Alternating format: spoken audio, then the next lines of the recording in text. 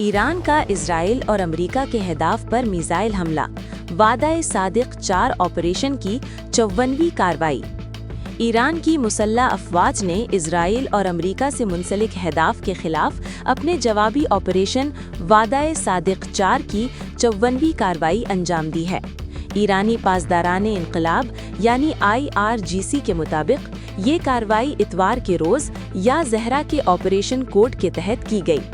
बयान के मुताबिक इस हमले में जदीद मिसाइलों की बड़ी तादाद इस्तेमाल की गई, जिनमें सुपर हैवी मिसाइल खुर्रम शहर यानी दोहरी वारहेड के साथ खैबर, कदर और ईमाद मिसाइल शामिल हैं। पासदाराने इनकलाब का कहना है कि इस कार्रवाई में पहली मर्तबा सजील नामी ठोस ईंधन वाला मिसाइल भी इस्तेमाल किया गया है, जो अमेरिका और इजराइल की जानिब से 28 फरवरी को ईरान के खिलाफ शुरू की गई जंग के बाद पहली बार दागा गया है। ईरान के मुताबिक इन मिसाइलों का हदफ इजराइल के कमांड एंड कंट्रोल मराकज़ और अहम फौजी तंसीबात थीं।